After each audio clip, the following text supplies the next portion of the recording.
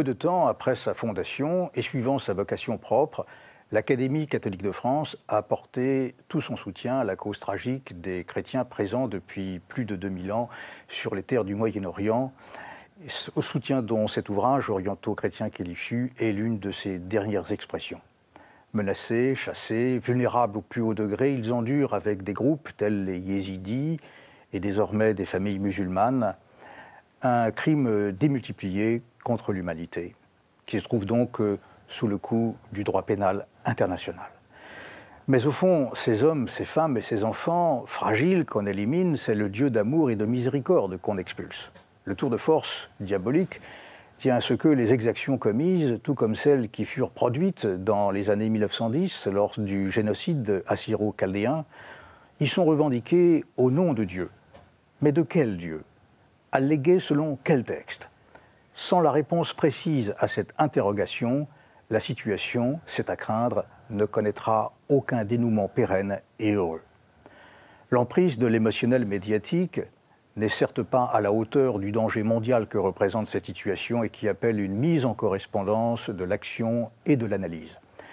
Certaines actions apparemment généreuses, consistant à délivrer des passeports à quelques milliers de familles ou à penser leur migration en termes de quotas, expriment certes une urgence, mais elles se révèlent inappropriées dans leur généralisation dès lors qu'on veut bien conduire à leur terme les analyses.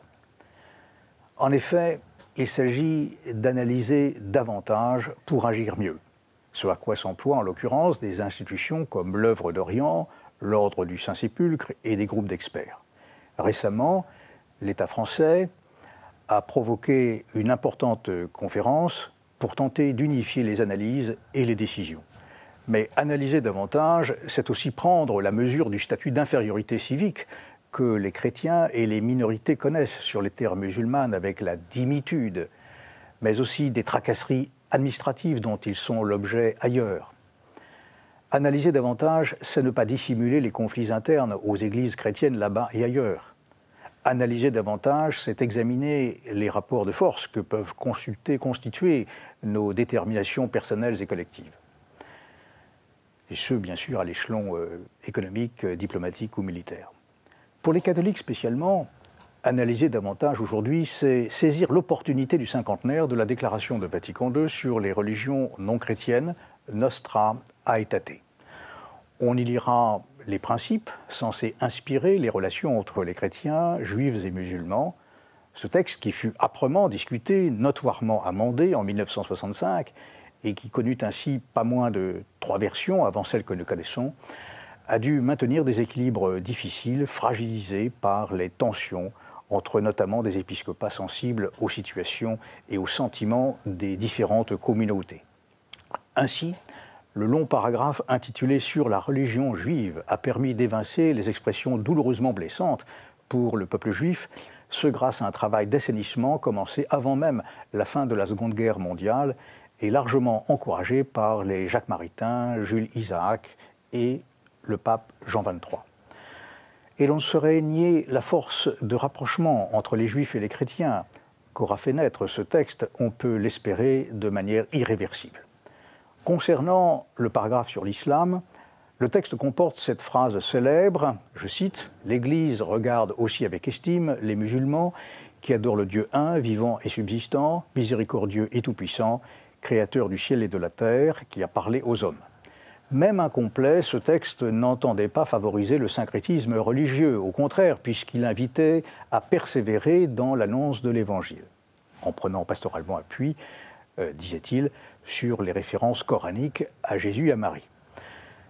Mais pour éviter toute méprise, pour écarter toute confusion, il est sage de bien distinguer 3 ordres de relations que le christianisme entretient et se doit d'entretenir avec les autres religions. En premier lieu, le chrétien ne peut que manifester le plus grand respect à l'égard des personnes croyantes, des autres confessions religieuses, dont la spiritualité se traduit par des gestes dignes et sincères, que ce soit dans l'exercice de la méditation, la ritualité ou les actes d'altruisme. À un second plan, il convient de prêter attention aux formes de prédication que certains religieux, autorisés ou pas, développent dans leur prédication, dans les lieux de culte à destination de populations plus ou moins cultivées et qui peuvent être réceptives à des propos de haine et de violence. Enfin, à un troisième plan, l'amitié éprouvée à l'égard de toute personne, quelle que soit sa croyance, n'implique pas, voire même pourrait interdire l'adhésion à certains énoncés religieux. On sait par exemple, grâce à des travaux récents, que la référence à Jésus dans le Coran, à la 2e sourate, obéit à une rhétorique déniant à Jésus sa divinité. De même, d'autres textes religieux devraient pouvoir rendre compte dans une herméneutique conséquente, ce que font déjà certains intellectuels religieux courageux, des difficultés inhérentes à des écritures tout à fait provocatrices. Le père François Varillon, grand spirituel du XXe siècle, aimait dire que si par impossible un dogme catholique n'avait aucun rapport avec l'amour, il faudrait le supprimer. Ce que le chrétien exige ainsi de lui-même de façon on ne peut plus radicale, il ne lui est pas interdit de le proposer comme un critère universel dans la ressaisie des énoncés religieux, notamment prescriptifs. Nous n'avons pas perdu de vue par ces réflexions la préoccupation qui commandait cette intervention. D'Ostreit était dit « L'Église catholique ne rejette rien de ce qui est vrai et saint dans les autres religions ». Par cette tournure de pensée, le Concile Vatican II s'appuyait sur l'idée ancienne développée par saint Justin au IIe siècle, les semences divines ensemencées, semées par le Créateur dans toutes les ères d'humanité. Mais Justin faisait intervenir des éléments de discernement strict, permettant de faire la part des choses.